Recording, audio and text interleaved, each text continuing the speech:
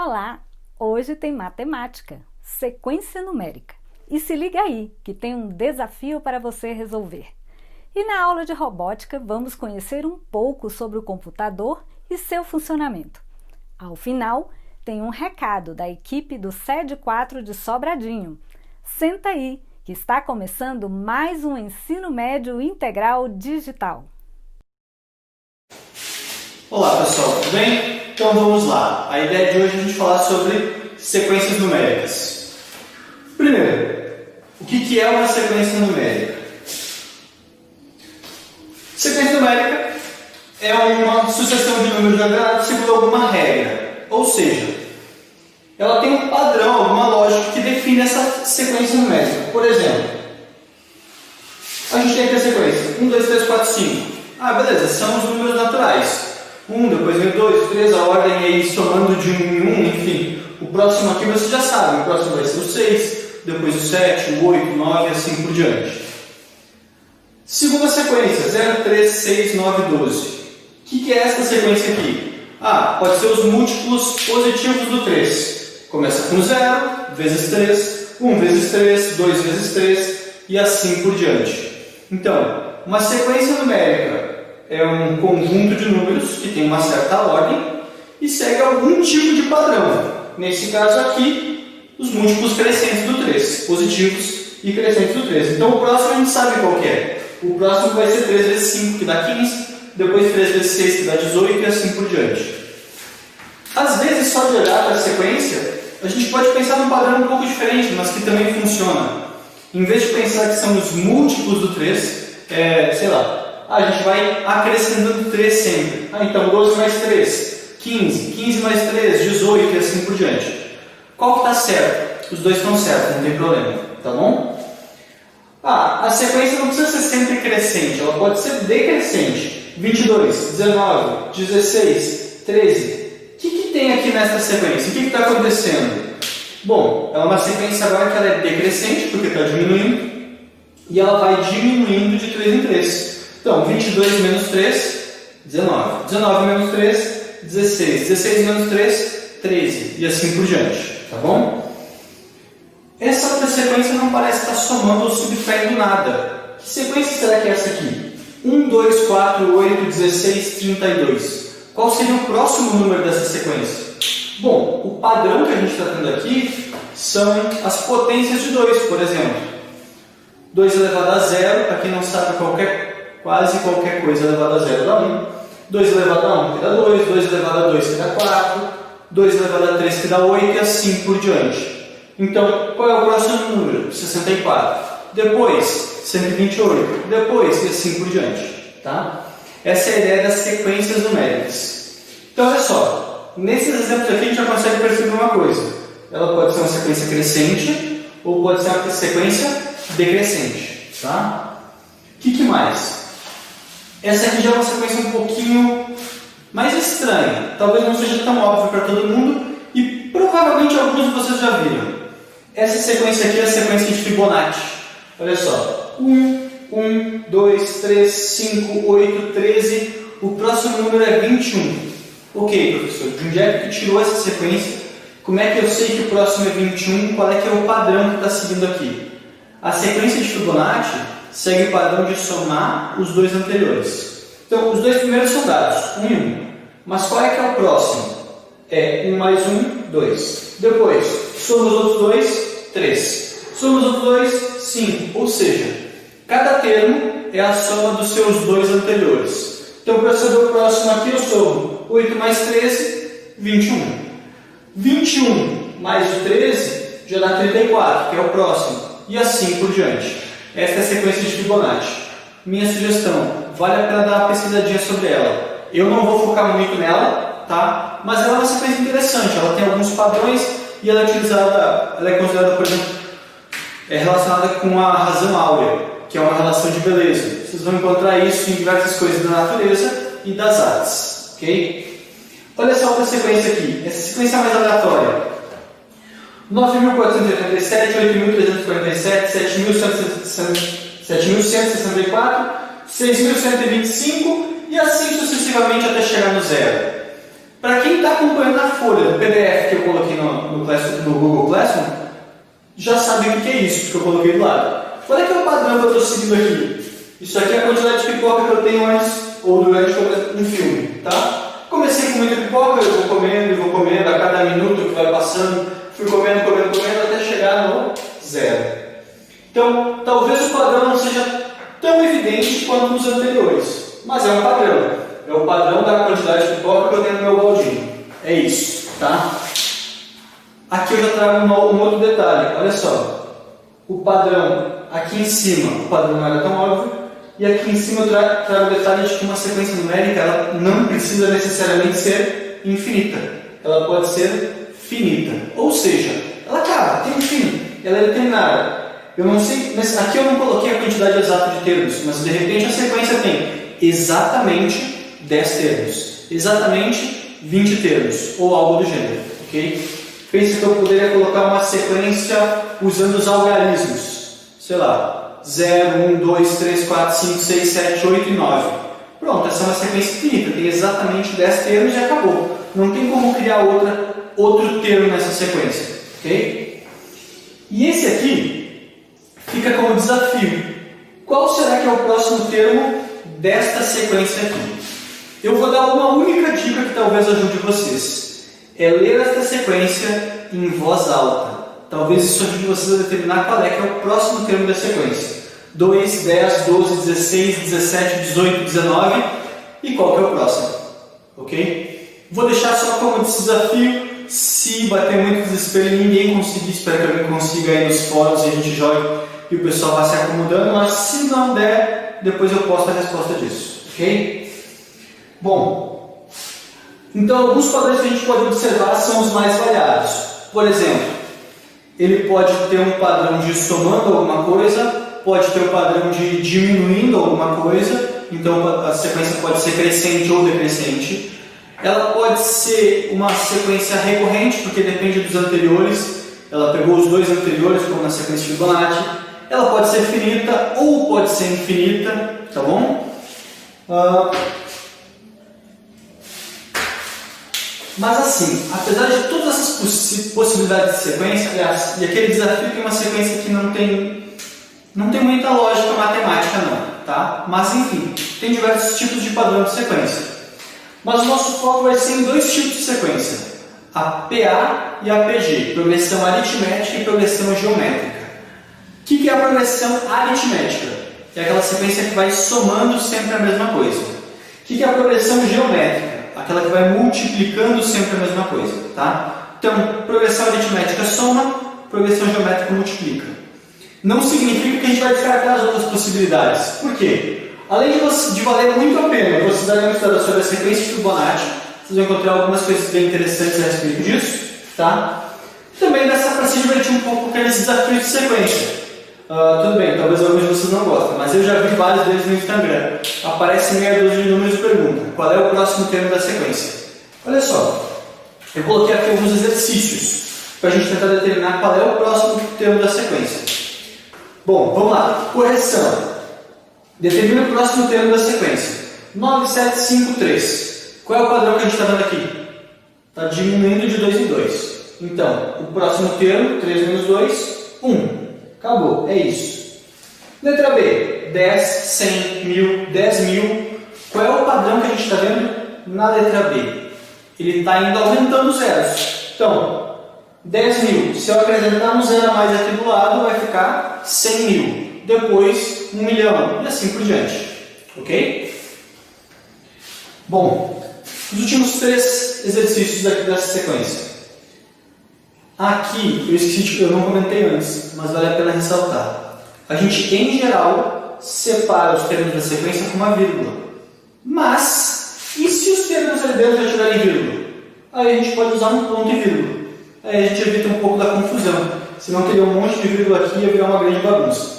Então, o primeiro termo é 1,5, o segundo termo é 2, o terceiro termo é 2,5, 3, 3,5, ou seja, está aumentando de meio em meio, de 0,5 em 0,5. Então, 3,5 mais meio, o próximo termo é 4. Depois 4,5, 5, 5,5, 6 e assim por diante. Ok? Letra D. Raiz de 2, raiz de 3, raiz de 4, raiz de 5, raiz de 6, raiz de 7, raiz de 8. Quanto vale o próximo termo? Bom, a gente tem uma raiz dos termos exatamente na sua sequência. Então, o próximo é raiz quadrada de 9. Ok? Vale ressaltar. Aqui eu coloquei para deixar bem evidente a sequência. Mas eu poderia ter dado uma complicada trocando esse raiz quadrada de 4 por 2. Por quê? Porque essa raiz é exata, a gente sabe quanto é que é. Então, em vez de usar a raiz quadrada de 4, eu podia ter colocado 2. E aqui no final do próximo, em vez de colocar a raiz quadrada de 9, eu poderia colocar 3. Simples assim. Tá? Quer dizer que está fora da sequência? Não. Raiz quadrada de 9 equivale a 13. Então, está certo, não tem problema nenhum. Bom, e esse próximo aqui, eu fiz isso. 9, raiz cúbica de 81, 3, faltou uma vírgula aqui, ó. Raiz quinta de 81, raiz sexta de 81, raiz sétima de 81, raiz oitava de 81. Ou seja, vocês conseguem presumir que aqui atrás era a raiz quarta de 81 e que aqui era a raiz quadrada de 81? Só que quanto é a raiz quadrada de 81? 9. Quanto é a raiz quarta de 81? 3. Bom, ou seja, aqui está aumentando o grau da raiz. Raiz quadrada, raiz cúbica, raiz quarta, quinta, sexta, sétima, oitava. O próximo vai ser a raiz nona. Então é a raiz nona de 81. Ok? Por enquanto não precisei usar para, talvez nas próximas aulas. Por enquanto é isso. Bons estudos e até o próximo vídeo. E então, descobriram a resposta? Acertou quem respondeu 200, pois representa uma sequência de todos os números que começam com a letra D. Quem acertou? Olá, boa tarde. Estou de volta para mais um vídeo da nossa série sobre tecnologias na educação. Hoje vamos falar do computador. O computador, essa peça tão misteriosa, esse equipamento tão misterioso e que estressa tanto o usuário durante a sua utilização, principalmente para o trabalho. Eu sou o professor Luiz Carlos Loyola. Durante 17 anos ensinei manutenção de computadores no Senai. E hoje eu vou discorrer sobre o computador, sobre as peças, sobre o sistema operacional e os principais problemas que acontecem, durante a utilização e que soluções o usuário pode gerar ali de imediato para não ter perda de produtividade. Primeiro, o computador ele é basicamente um processo de entrada, processamento e saída. A entrada é feita por algumas peças muito comuns que a gente conhece. A entrada é aquela ordem que você dá para o computador. Quem faz a entrada é o teclado e o mouse. São os equipamentos através dos quais você dá ordem para o computador. No processamento nós temos a placa-mãe, processador, memória e HD, que é o núcleo onde as informações vão sendo armazenadas e manipuladas até que saiam na outra extremidade, que a gente chama de output, saída. Essa saída ocorre através do monitor de vídeo, através da caixa de som ou através da impressora, por exemplo. Então todo o processamento feito por um computador, por um equipamento de tecnologia da informação, ele tem entrada, processamento e saída. Todos, sem exceção. Essa é a relação da tecnologia da informação com o usuário. Então o computador tem placa-mãe, processador, memória, HD, fonte de energia, placa de vídeo, placa de som, tem um gabinete, um teclado, um mouse e um monitor. Isso é básico. Isso não mudou desde a década de 1980. As peças continuam as mesmas. O que nós temos de diferente é que elas ficaram menores, foram miniaturizadas e com a nanotecnologia a gente tem peças cada vez menores com um poder de fogo cada vez maior. Imagine que o celular é como se fosse um computador, só que a tecnologia da miniaturização nos permitiu transformar esse computador em um celular. É uma peça cada vez menor. O que é importante para você trabalhar com um computador? É importante que você compreenda que ali é um monte de componentes eletrônicos e elétricos juntos, que precisam de uma boa conexão elétrica, precisam estar bem colocados no ambiente onde você vai trabalhar e precisam de limpeza. Não podem tomar sol, não precisa estar num ambiente muito quente, nem muito frio. mas a máquina tem que ter um ambiente adequado, a situação adequada para que lhe dê a resposta para o que você vai fazer. Além das peças de um computador, placa-mãe, processador, memória, HD, placa de vídeo, placa de som, placa de rede, monitor, teclado, mouse, impressora, enfim, nós temos o sistema operacional. Em cima de todas essas peças que compõem o computador, vai o Windows, por exemplo, que é o sistema operacional mais utilizado do mundo. O Windows ele tem dupla função, sempre teve dupla função. Essa dupla função ela vem sendo melhorada desde a década de 1980, quando foi lançado. Uma das funções básicas do Windows é gerenciar essas peças todas.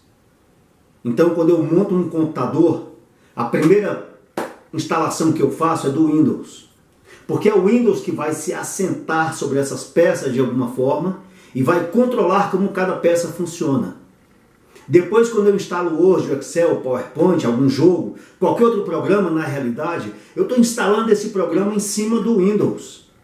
Então, qualquer um desses programas, para falar com as peças aqui embaixo, vai ter que passar pelo Windows. Por isso que é tão importante que seu Windows esteja bem instalado, bem configurado e que você esteja utilizando a versão correta. A outra função do sistema operacional Windows é fazer essa ponte entre você e a máquina. A máquina utiliza uma linguagem chamada código binário, em que cada letra, cada número é composto por 8 bits, que é uma combinação de ligados e desligados. Então, quando eu teclo a letra A do meu teclado, o Windows pega essa informação, transforma isso em código de máquina, em linguagem de máquina, em código binário, e joga isso para o processamento, que vai acontecer no processador, na memória e na placa-mãe. Esse núcleo de processamento na informação vai ser trabalhado. Então o Windows tem essa dupla função. Primeira função, fazer a ponte entre o usuário e a máquina. Segunda função, controlar o equipamento, controlar todas as peças que ali estão no equipamento. Uma outra coisa importante sobre o sistema operacional que precisamos saber é sobre as versões. Hoje em dia nós temos um problema muito sério, porque os usuários não sabem qual a versão do sistema que estão usando no seu computador. Então é muito comum as pessoas aparecerem com notebook de última geração, um investimento altíssimo, mas que não rende.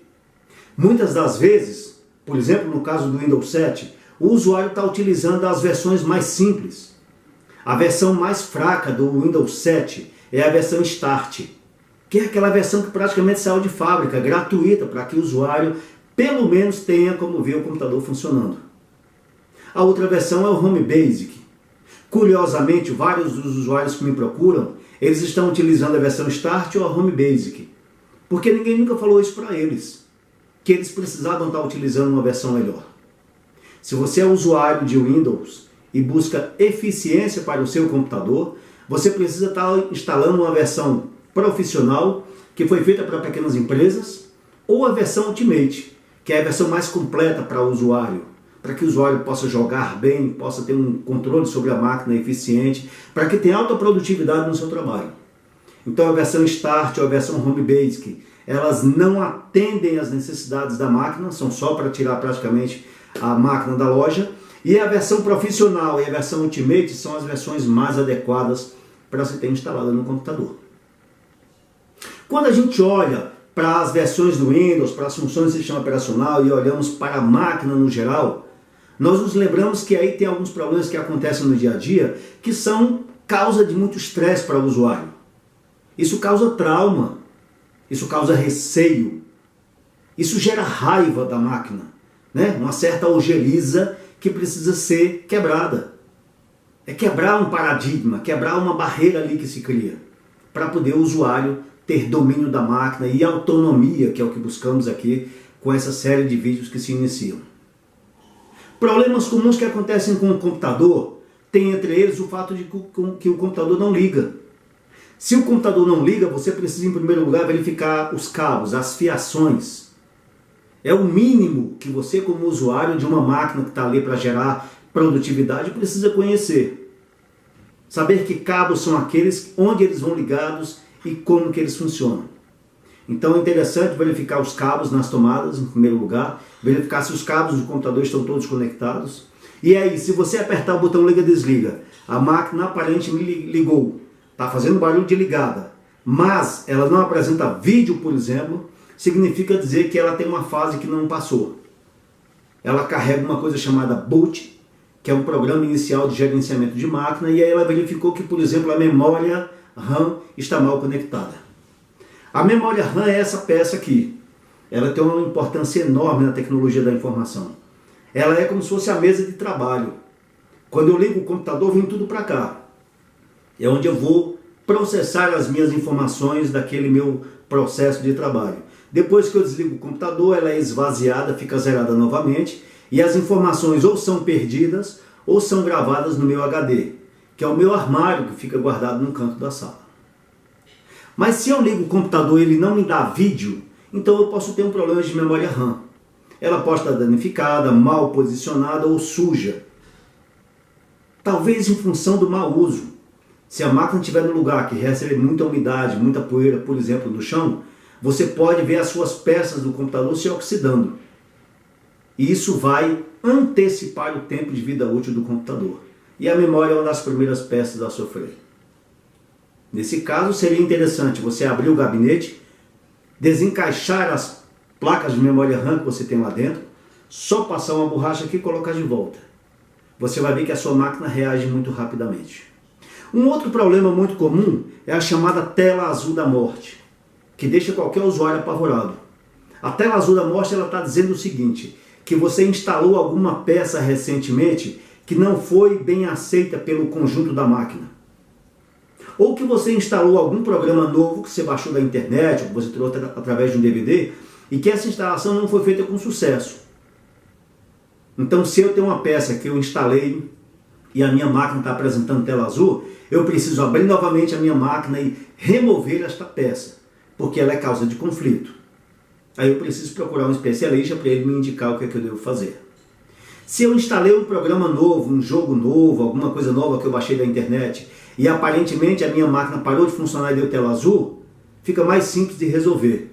Aí eu tenho que desligar o computador, ligar novamente, ficar tocando na tecla F8, vai entrar no modo de segurança, e nesse modo de segurança, normalmente eu consigo ir lá no painel de controle e mandar desinstalar o programa que eu acabei de instalar que está causando conflito. O modo de segurança é o modo onde o Windows é carregado com o mínimo de recursos, para que você possa fazer uma correção dessa forma. Uma outra coisa é quando o computador está desligando sozinho. O computador desligar sozinho é um problema comum no mundo moderno. Repito, a máquina precisa ficar num lugar bem posicionado, bem ventilado. De preferência em cima de uma mesa, não pode tomar sol nem muita umidade. Nem trepidação, que ela vai danificar. Mas quando a máquina está desligando sozinha, ela está te dando uma outra mensagem. Normalmente é o processador que está superaquecendo. Como é que eu vou saber se é o processador? Se eu ligo a máquina e ela passa, por exemplo, 2 minutos funcionando e desliga, ligo novamente, passa 2 minutos e desliga, é porque ela aquece. E desliga por segurança, para evitar que queime. Se você continuar insistindo, ela vai queimar, obviamente, o processador vai queimar. Mas o recurso aí também é muito simples. Em cima do processador que fica na placa-mãe, você tem uma peça chamada cooler, que é uma ventoinha relativamente barata que resfria o processador durante o trabalho dele. Então, se eu abrir o gabinete, desligo naturalmente tudo da tomada, abro o gabinete, eu vou ver lá que tem um cooler. Eu removo ele, levo na loja, compro um igualzinho, trago e coloco de volta. Da mesma forma que eu tirei o anterior. Quando eu ligar o computador que essa ventoinha passar a girar na velocidade ideal, o meu processador vai ficar resfriado e vai parar de desligar a máquina sozinho. Esse é um dos problemas mais comuns que a gente tem, né? Agora, outra coisa. Eu falei sobre a memória RAM. A memória RAM é como se fosse a nossa mesa de trabalho. Quando eu ligo o computador, vem tudo para cá. O que nós, usuários, fazemos normalmente? Nós abrimos o Word, o Excel, o PowerPoint, nós abrimos um jogo, nós estamos assistindo um filme na internet e estamos ouvindo música. Nós gostamos desse negócio de abrir muitas coisas ao mesmo tempo e deixar aberto como se a gente fosse precisar daqui a pouco. Mas se eu faço isso, eu encho a minha mesa de coisas sem necessidade. E aí a minha mesa vai ficar lotada. Cada coisa que tem ali em cima da mesa, cada ordem que eu dei através do mouse e do teclado, estão numa fila em que o Windows vai gerar os resultados. Se eu tiver muita coisa lá dentro ao mesmo tempo, o Windows para, ele vai dizer, a memória RAM está cheia. Então ele bloqueia o mouse e bloqueia o teclado, para evitar da gente ficar dando novas ordens. E o que nós fazemos? Nós vamos lá no mouse e tocamos no mouse milhares de vezes, desesperadamente, ou tocamos no teclado, e começamos a perder a paciência com a máquina. Só que a cada vez que eu toco no mouse e eu toco no teclado, eu estou dando uma ordem nova para o computador. Então ele vai parar realmente. Qual a saída? Eu tiro a mão, deixo a máquina processar um pouco, sem a minha interferência, né? Deixo que ela trabalhe normalmente, e volto daqui a 5 minutos, 10 minutos com bastante calma, e vou verificar se ela já liberou o mouse e o teclado para uso. Se não tiver liberado, aí eu vou lá, desligo o equipamento, espero um pouco e ligo novamente. Quando você liga a máquina novamente, o Windows se reorganiza, a memória está limpa, você pode abrir normalmente aquilo que é prioridade para você e trabalhar. Em quase 100% dos casos, esse é o problema que resolve, né, que se resolve de uma forma muito fácil. Na realidade, a autonomia que o usuário precisa, né, frente a um computador, é para que ele não passe tanto sufoco, para que ele não fique tão desesperado quando as coisas não derem certo. Agora, se você é um usuário que precisa de alta produtividade, como chegamos nessa conjuntura, né, montar aula online ou assistir aula online, você precisa estar sempre plugado, sempre linkado, o tempo todo utilizando e não pode perder tempo, você pode contratar o serviço de um técnico remoto. Ele pode acessar sua máquina utilizando um programinha chamado TeamViewer, que você baixa na internet gratuitamente, é bem pequenininho.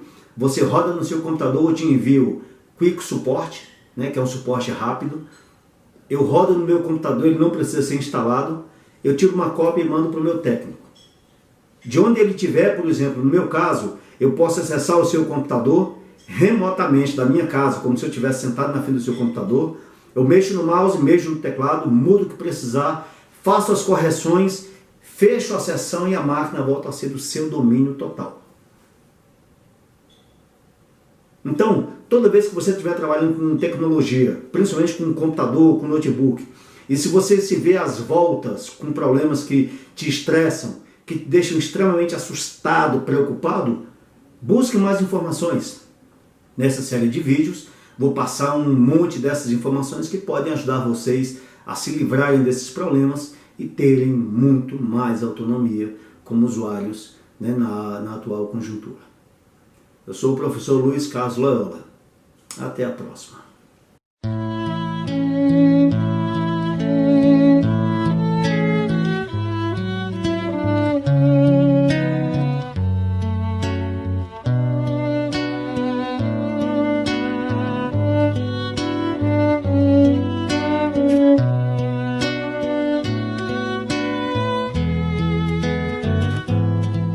Vocês também estão com saudades da escola? Que tal expressar essa saudade em vídeo ou no papel? Vocês podem compartilhar conosco. Até logo!